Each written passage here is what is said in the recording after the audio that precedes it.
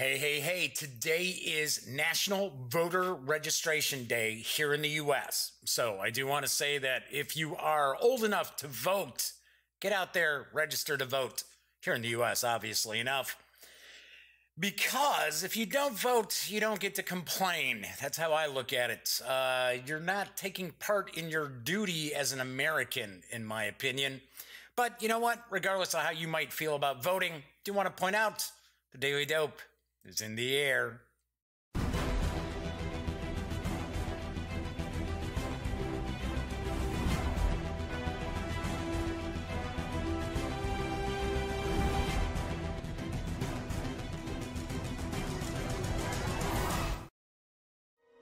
Hey, yes, I am back. I'm Jeff McAleer, and I am here as your host of the Daily Dope, presented by thegaminggang.com, of which I happen to be the Grand Poobah, the founder and editor-in-chief. So welcome aboard.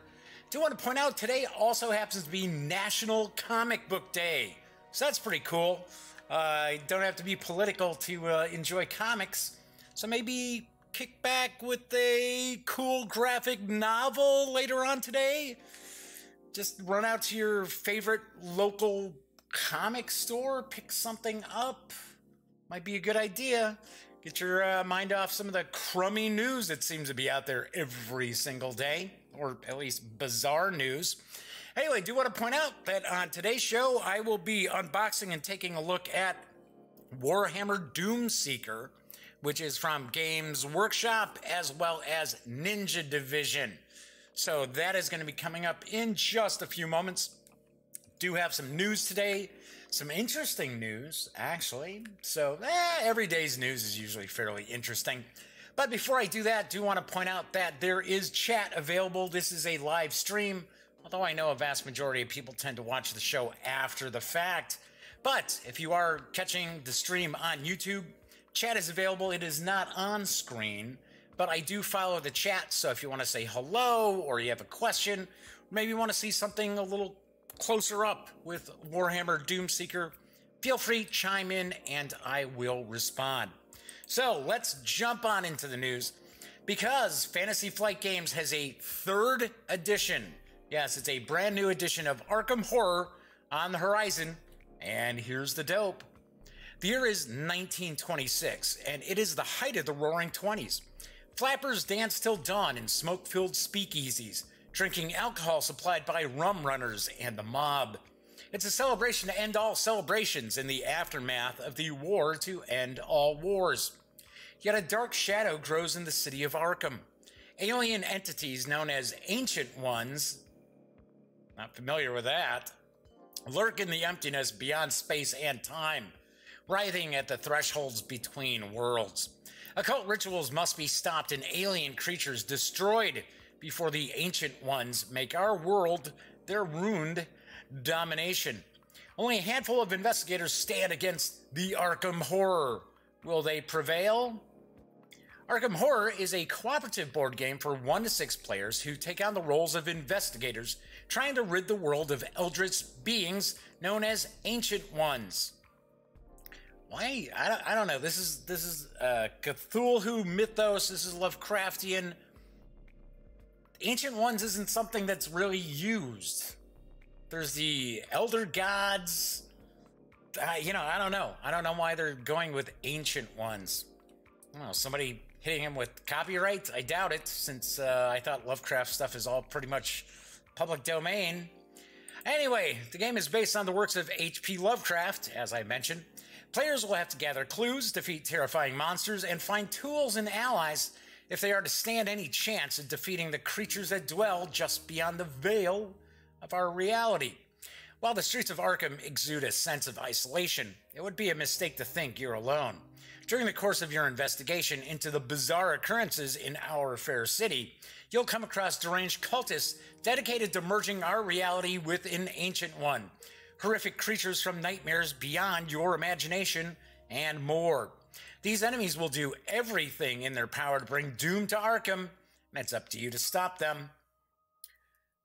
The streets of Arkham are far from empty, and terrifying monsters hunt you during the night, impeding your investigation, but you have to find a way to save the world. But will you even survive long enough to see morning? Hoo-hoo-hoo. The new 3rd edition of Arkham Horror is for 1 to 6 players, ages 14 and up, plays in 2 to 3 hours, and will carry an MSRP of $64.95 when it arrives during the 4th quarter. I would take a wild stab in the dark that we shall see this before Halloween. Just tossing it out there. There is no official release date that I've run across just yet, but I do think the way that Fantasy Flight Games has revealed some new info about the 3rd edition, they usually do that about a month or so before the game comes out. So I'm thinking we're probably seeing this mid-October-ish, maybe. But I do want to mention, I do believe that this will kind of divide people a little bit. This year seems to be like the year of new additions, right? So Fantasy Flight Games has just released the new edition of X-Wing, which I know ticked off a good number of people because if they had already purchased the 1st edition ships, the models, they're going to have to shell out about $150 just to kind of port those ships over to the new game. So that was not something people were too thrilled about. Have to wonder, all the people out there who have been playing Arkham Horror for all these years and have purchased a vast number of expansions, and yes, I'm looking at my best friend Elliot Miller over at Voice of E when I say this, I think they're going to be a little upset to find that there's a new edition of Arkham Horror, and it does look pretty different than the previous edition. That said, I would like to see Arkham Horror, this new edition, kind of streamline some stuff, especially the setup. I remember being over at Elliot's house, just setting up for a game of Arkham Horror, and it would include some of the expansions. And it was like 2 hours to set the game up. It was crazy. So hopefully they're going to speed that process up. Okay, I do want to talk about an interesting looking game from Dice Hate Me Games and Greater Than Games, who I believe have now merged together. And this is a title that's currently up for crowdfunding, and I've got the dope on homebrewers. Welcome to the hobby of homebrewing. You're a new home brewer looking to make all sorts of new and interesting beers in the comfort of your own home. And you've just joined a local homebrew club. Now it's time to have a friendly competition with your fellow homebrewers and see who can become the club's best brewer. Homebrewers is a competitive game for 2 to 5 players, designed by Ben Rossett. Brewcrafters travel card game. Yeah, I guess he likes beer, right? And Between Two Cities. I don't think that's beer related. And Matthew O'Malley, Diner, Between Two Cities, The Princess Bride, A Battle of Wits. And illustrated by Adam Ribataro, taking a guess. Artist of the award-winning game Sentinels of the Multiverse, and Saray Henderson. Homebrewers comes with a chalkboard scoring board.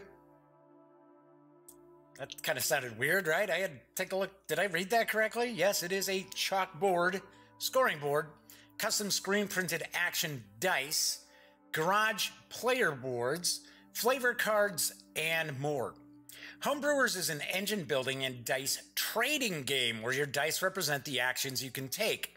Buying ingredients, participating in monthly events, adding flavors to your recipe, and of course, brewing beer.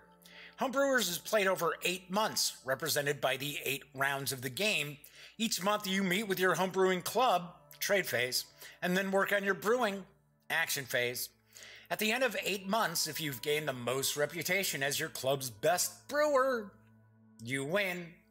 Do want to point out, there is a video which Dice Hate Me and Greater Than Games have put together for the Kickstarter. It runs a little bit over 2 minutes, so let's kick back and we'll check it out.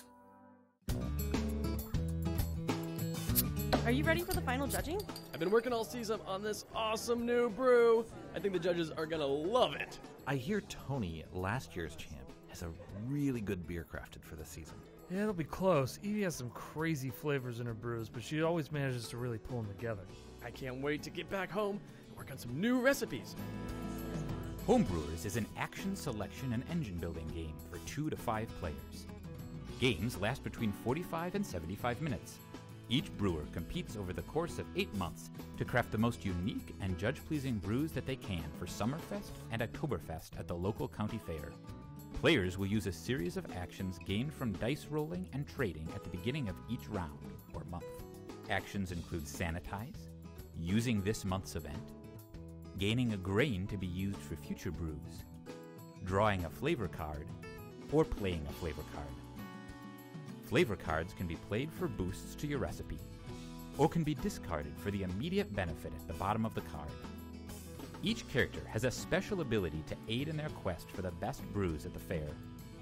Your brews will be judged at Summerfest and again at Oktoberfest, the biggest competition of the year. At Oktoberfest, bonuses will be awarded for fulfilling special judge requests. The player who has earned the most reputation over the course of the competition season will be declared the new champ. What new brew will you craft for the judges this year? Do you have what it takes? Or will last year's champion come back to claim the title again? Time to get in your garage and start some homebrewing.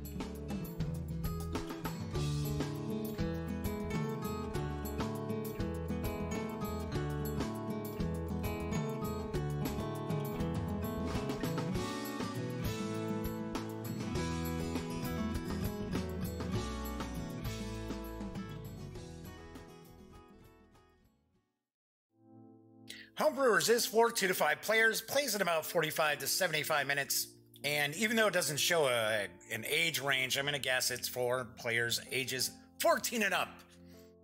Even though you're talking about brewing beer, there's no actual beer involved in it. Currently, the game is right about the 75% mark to its funding goal with 10 days to go, so that's actually a pretty good sign. You can reserve a copy of the base game, plus a special mini expansion for a very friendly $35 pledge through October 5th. I gotta be honest, I'm surprised this hasn't funded yet. I really am. It looks interesting. Maybe it just happens to be the subject matter, home brewing.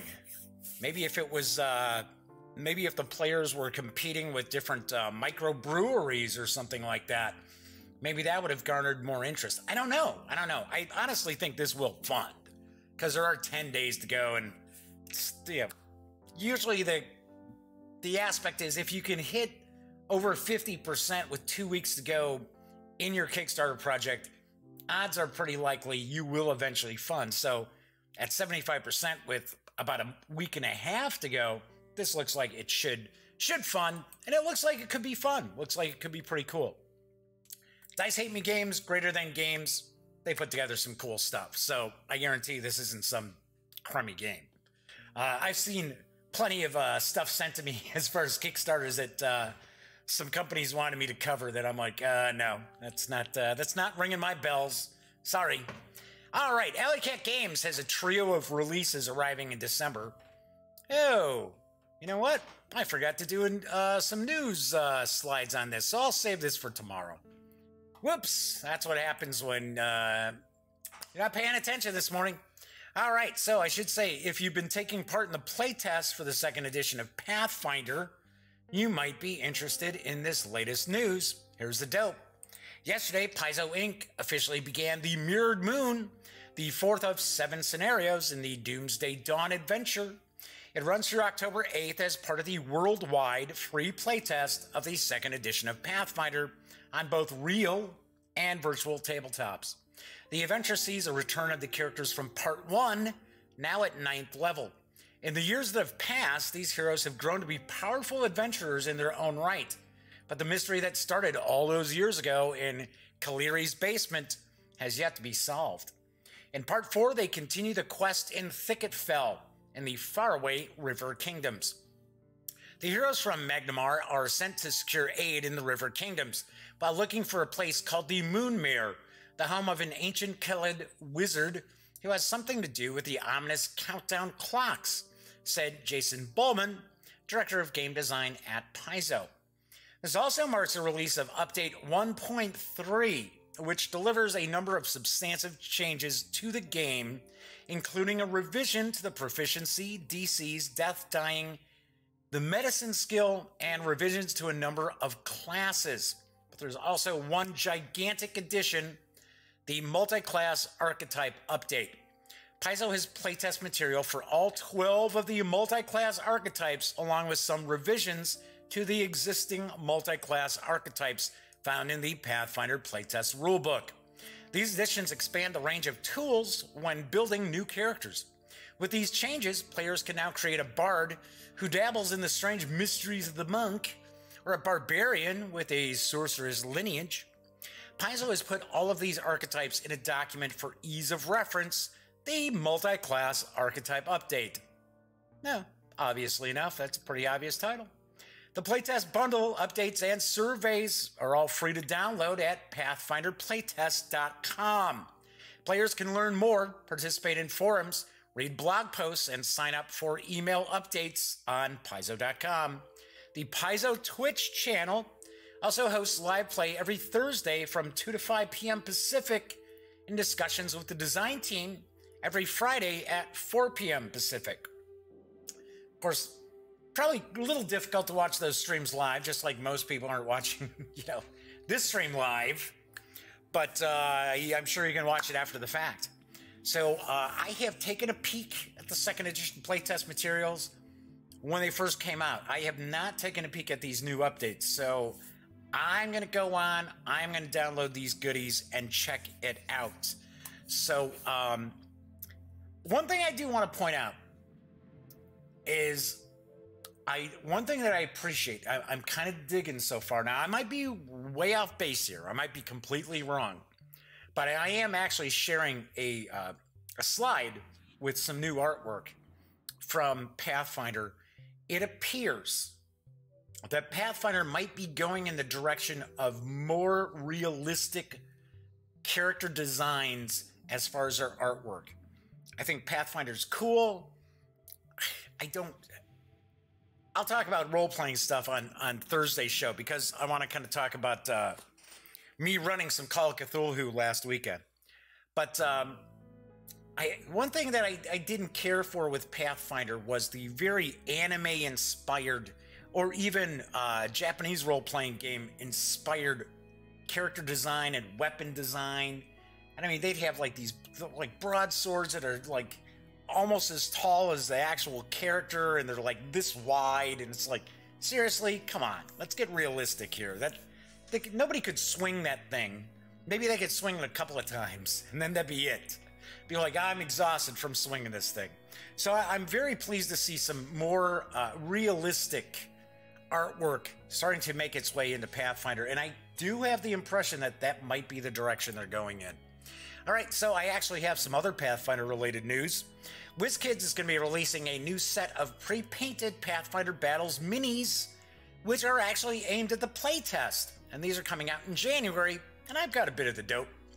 Pathfinder Battles Playtest Heroes brings to life 6 characters from the Pathfinder playtest as beautifully detailed pre-painted miniatures.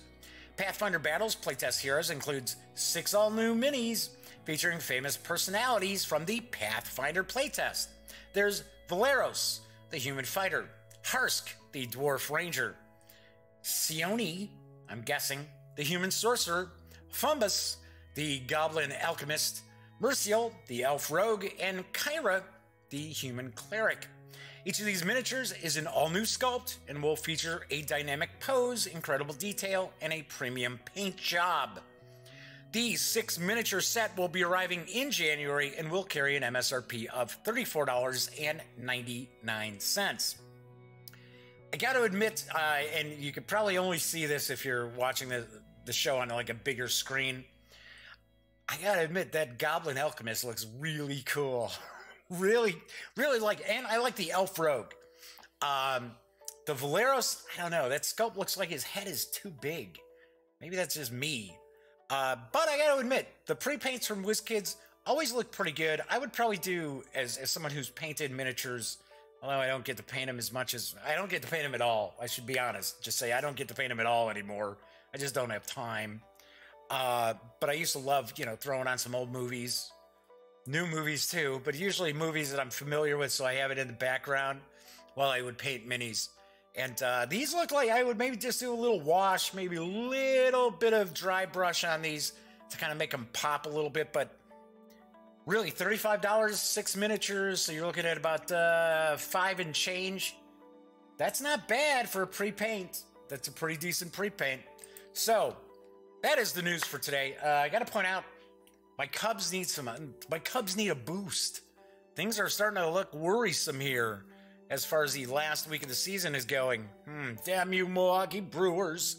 I think they are going to make the playoffs, but I'm getting a weird feeling that they might end up as a wild card team, which that would not be good. So I thought I'd wear my Cubs gear today, just as a, come on, Cubbies, pull this off. All right, before I jump into Doomseeker, or I should say Warhammer Doomseeker, wanted to mention what's on the show for the rest of the week, talk a little bit about next week. Tomorrow's show, it's War Game Wednesday. Going to do something a little bit different.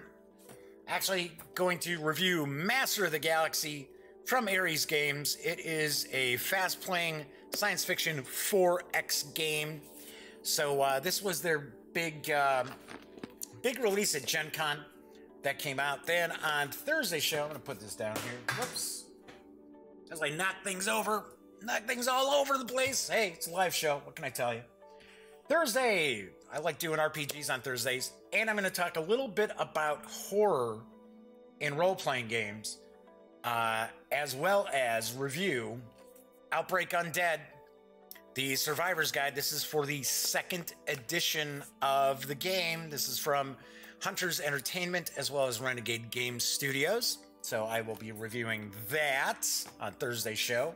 Friday, we're going to do some fantasy with an older title. I'm going to review Legends of Andor from Cosmos Games, and it's a good one.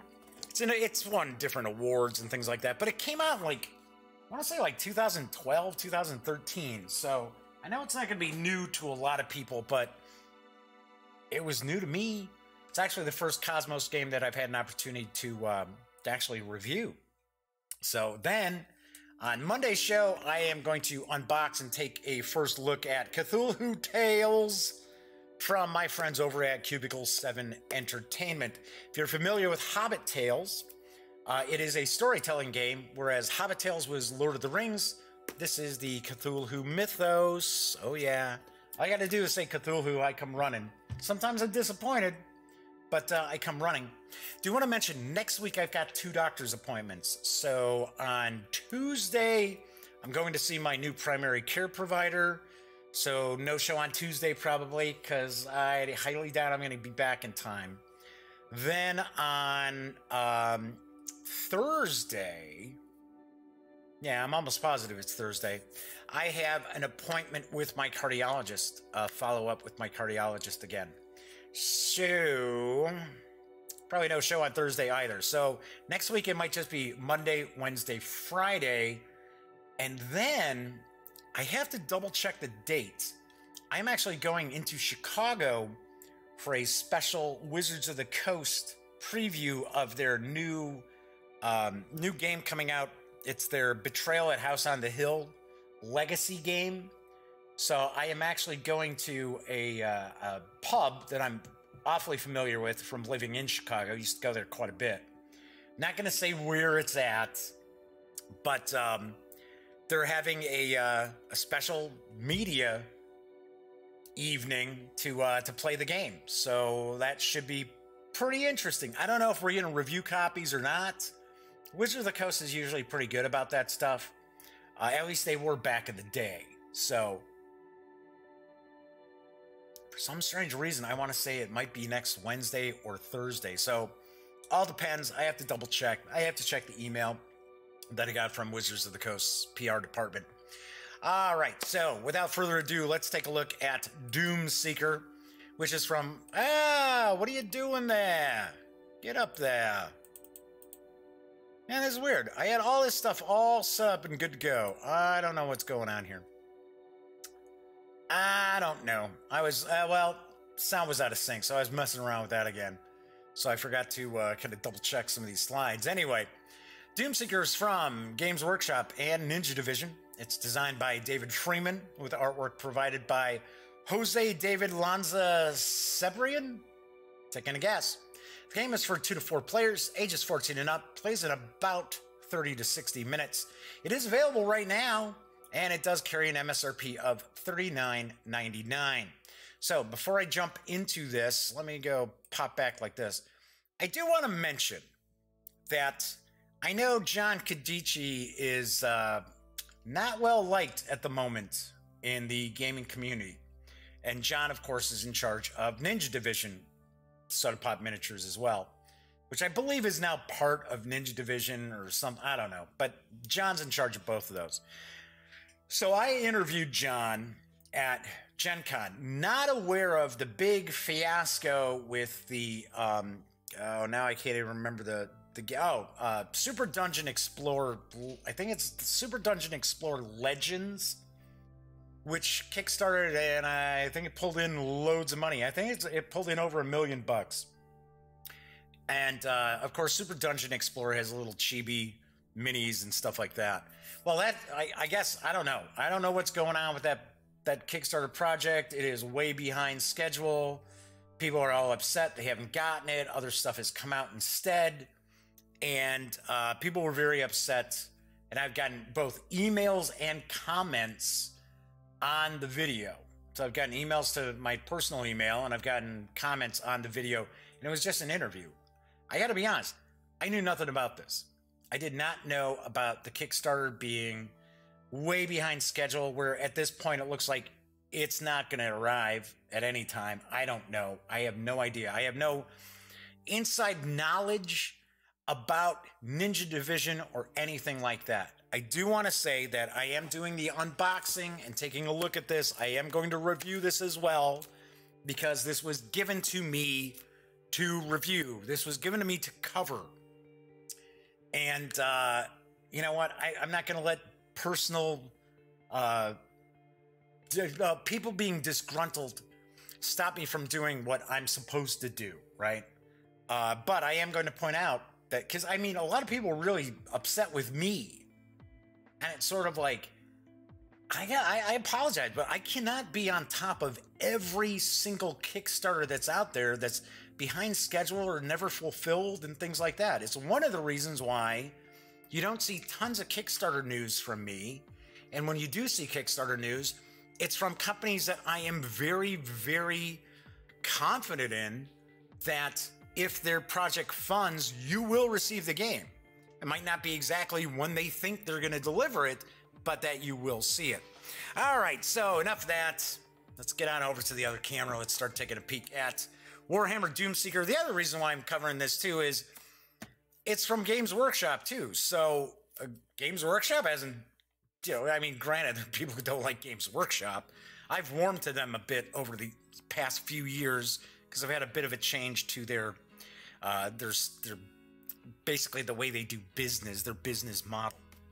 So anyway, let's get the shrink wrap off of this.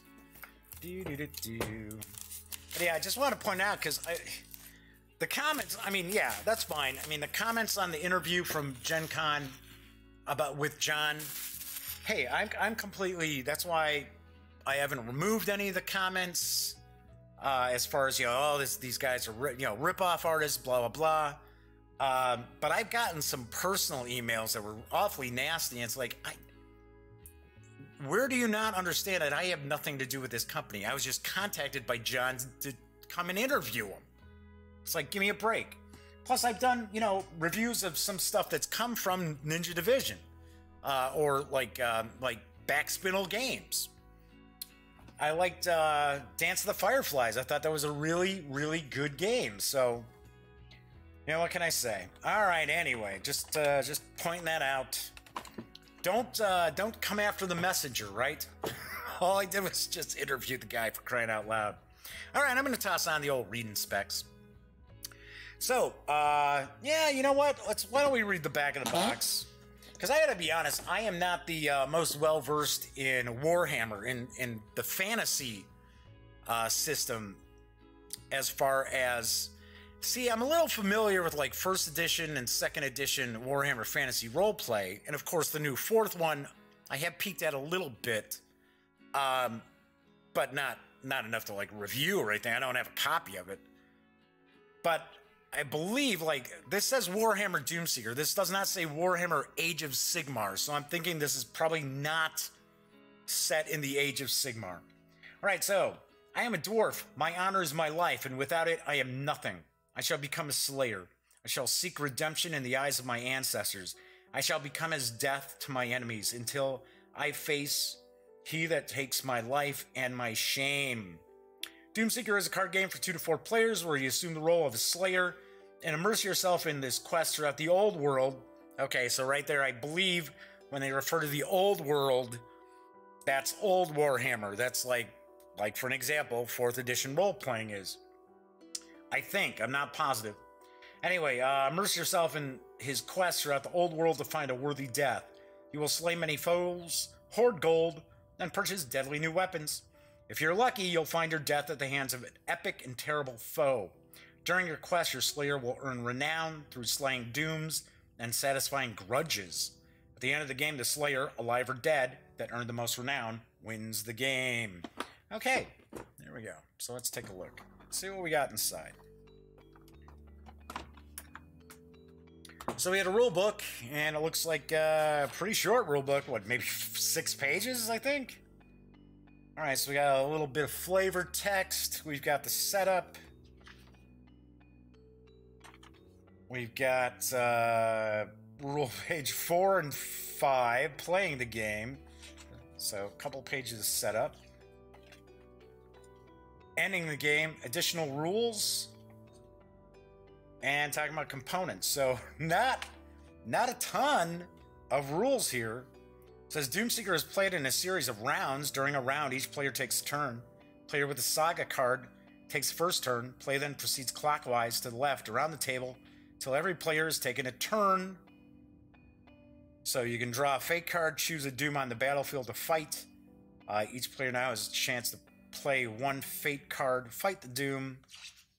Spend gold to buy any number of cards from the shop. All right, pretty simple stuff here. Okay, so obviously not going to take you a long time to get into the gameplay. All right, so then we've got some tokens. We've got punch board here. Looks like we got a single punch board. So taking a guess, this might be gold. This might be gold coins here. I'm guessing these are probably wounds, wound markers. So we got dual-sided. Nice stock quality, pretty thick. So I pop that right on out. Yay! Pop that back in. So I think we got some player boards. Yep. Or we've got a board that's...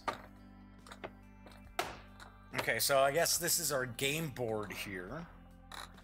So I'm taking a guess we've got some various decks that'll be going here. These are probably where some of the monsters go, or dooms, I think they were saying they were called. So... Uh-oh. Well. Oh. So is this not supposed to fold apart? Or is this supposed to... I don't know if this... it looks like it's in 4 pieces.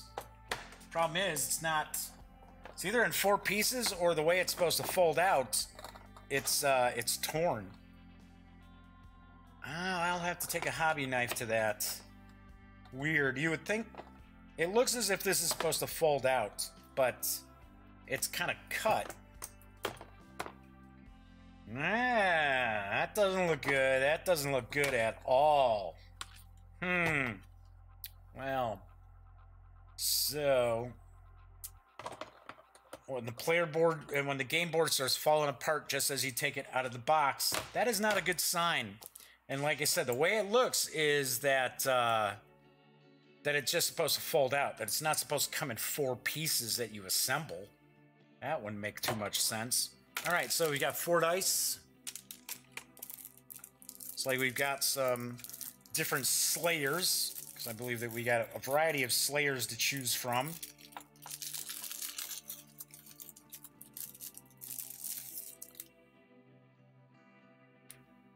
Kozric Shark Biter.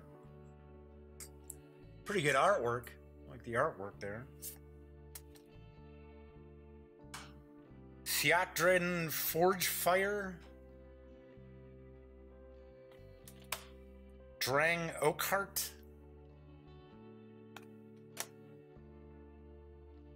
Gringry Heldenbrand. So we have females. We have female dwarves here. At least a female dwarf. Another one here. Come on, give us another female dwarf. Don't just have one. Now it looks like there's only one. Alright, so these are the boards. And it looks like each one of the dwarves have... Each one of these dwarf slayers has a special ability. A different special ability. So I would take a guess you could probably just shuffle these up. Whoops! And deal them out randomly, or just people can kind of choose them. Kind of roll dice to see, you know, high roller gets to pick whatever they want. So we got that. We'll slide them back into here. And then it looks like we got 3 decks of cards. I gotta be honest, I'm kind of thrown off by this board thing here. Because that, man, that is just, look at this. Yeah, see, so this is tearing already. That's ridiculous. Sorry, but I gotta admit, that is ridiculous. Yeah, see, it's already, if you look real close right there, it was torn from that. So, yeah, that is...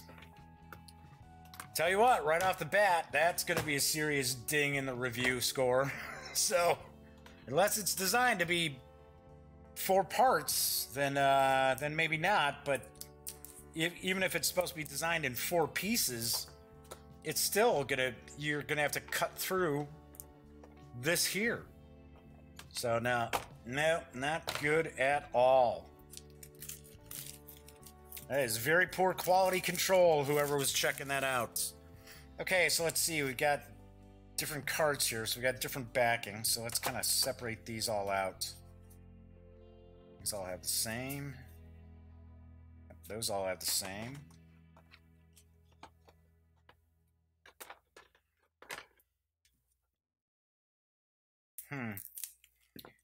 Okay. So I believe that in the game you have fate cards, and I think you play the fate cards. You can play the fate cards with the other players, so you can kind of hinder them or help them. It's like this is a separate deck. Yep, so we got red, blue. One of these might be player decks that they get. Find out.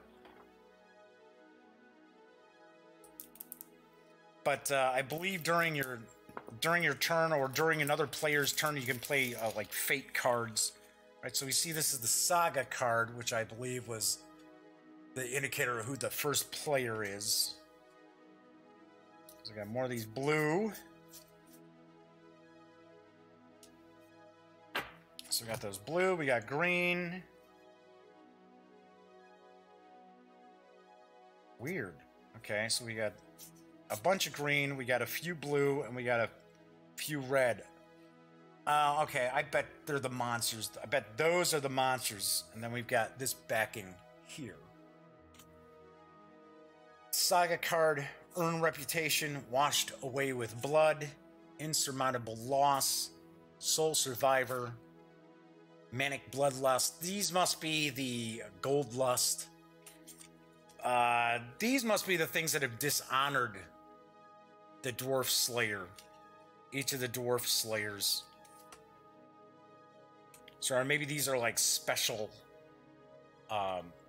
almost like, yeah, what's the word I'm looking for? I'm zoning out here.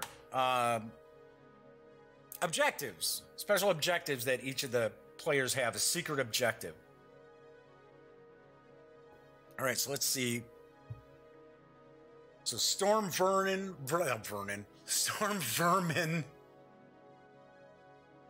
Got a few of those. Chaos Dragon. Epic level 3. Bloodthirster. Cool artwork. Chaos Troll. So I'm taking a guess, maybe the 13 is how many points of damage it takes to kill it. And maybe the 5 is how much renown you get. Maybe gold. Orc Warboss on a Wyvern. Or Wyvern, I should say. I think it's pronounced Wyvern. Arachnicar Spider. Kind of cool. Colossal Squig. I remember those from the old... I remember those from old Warhammer.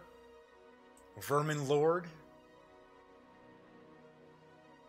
Skaven Warlord. Is Skaven a big deal in Warhammer anymore? I remember they were a big deal like in the RPG back in the day. I believe they were kind of a big deal as far as the miniatures game when it first came out.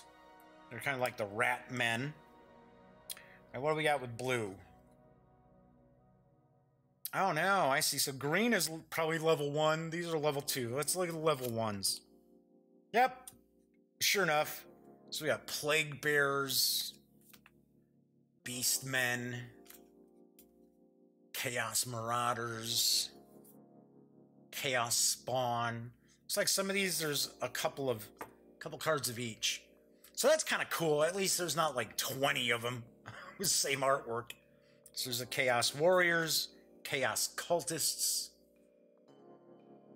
Oh, there were 3 of those. Goblin Great Shaman. Goblin Spider Riders. Night Goblin Fanatics. The Orc Boys. With an S? I thought Orc Boys were with a Z. B-O-Y-Z. That's weird. Savage Orcs. Night Goblin Mob. Rat Ogre. So some of these, there's one, kind of like maybe like almost like boss monsters. Giant rats. Plague monks. Plague priest. Skaven clan rats. Skaven slaves. All right, so those are the level 1s. Now let's look at the level 2s. Chaos Lord. I can never pronounce that. That's the sorcerer there. A couple of those blood letters. Orc Warlord. Black Orcs. Savage Orc Boar Boys. Skaven Doomwheel. Skaven Grey Seer. And there's a couple of those. All right, so these are the monsters in the various levels. So no wonder there's fewer red than there were blue and green. So there's more green, fewer blue, and then even fewer red. So then these are the cards that must be like your secret agenda, your secret objective. All right, these must be, let's see, are these the fate cards? No, these are items. These are all different items. So we've got Dragonheart Gem, Rune of Luck. Aren't there like Necklace of Luck? I don't know. I mean, there's a rune on the pendant. Ancestral Axe. Grudge Rune Great Axe. Another Rune Axe. A few of those. Talisman and Strength. Healing Draft. A few of those. I want to say Bugman's XXXXXXX. Must be special to like beer or ale. A few of those. Potion of Speed. Girdle of Fortitude. There's 3 of those. Grimhorn of Grudges. There's 3 of those. Axe of Battle. Foe Hewer. So these are just regular old weapons. There's not anything really special with those. Sturdy Pack. Orcs Doom Battle Axe. There's 3 of those too. I would have thought some of these weapons might be a little more rare. Head Taker, Vermin Splitter. So some of these weapons are specifically in tune with some of the monsters. So like for an example, you get bonuses when you're fighting Skaven. Golden Crown, a Luck Stone. I think that's going to be about it. Yep. So these are the different items. Now let's see what these are. These must be fate cards. Yep, Critical Fumble. Got some of those. Determination. Bring it on! Kind of surprised there's no artwork on this. Surprise. That's a little bit of a bummer. There's artwork on a lot of the other stuff, but nothing on the fate cards. So we got Surprise Redemption. Lost Along the Way. Ferocious Doom. So I will take a stab thinking that you probably not only do other players play fate cards during your turn, but you're probably trying to play fate cards that help you as well. So Rise the Occasion, Slayer Brotherhood, Intricate Tattoos. Yeah, a little bit of a bummer. There's no real artwork on these. Spiteful Taunts. I mean, some of them I can understand like that. I mean, you know, that's the text is taking up the entire card pretty much. But something like that, it just looks pretty empty. Assisted by Manlings. Hidden Gold. Out of the Way. Stumble. There seem to be a few of each of these, about 4 of each. For some of them, not all of them. Boon of Valaya. Or Valaya. Alright, and then those are, I believe these are the fate cards. So those are the fate cards. And then what are these cards here? Oh, reference cards for each of the players. So there's 4 of these. Yep. So your turn sequence is draw 1 fate card, choose a Doom on the battlefield to fight. Each player, there you go, each player may play 1 fate card. The active player fights the Doom. The active player may buy treasure cards from the shop. If the active player has more than 5 fate cards in their hand, they discard fate cards until they have 5. And the active player's turn is over, and play proceeds to the next player. So, yep, so everybody gets to play a fate card during each player's turn. So there we go. So we got that. We've got the various different dwarf slayers. We've got the 4 dice. We've got the various tokens. We got the board that seems to be coming apart. Not cool.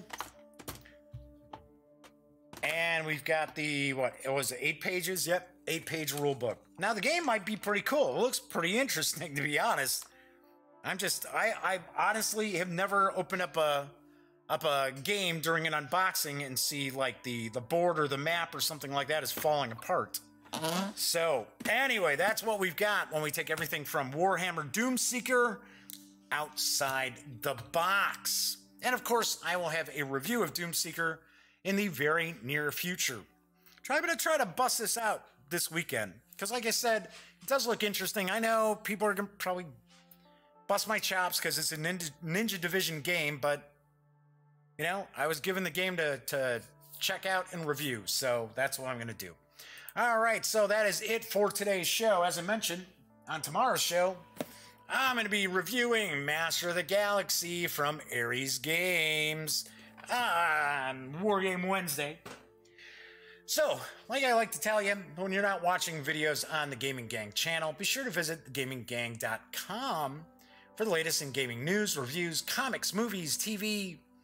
You know the drill. Get your geek on at thegaminggang.com. Do want to point out, there's going to be a lot of news up there today, plus we should have our comic news. Well, not really. It's not really comic news. It just kind of tells you what issues are coming out from each of the major comic book companies. But should be a lot of stuff up later on tonight. Anyway, once again, I'm Jeff McAleer. Enjoy the rest of your Tuesday. I'll be back tomorrow. And of course, as always, Thank you very much for watching.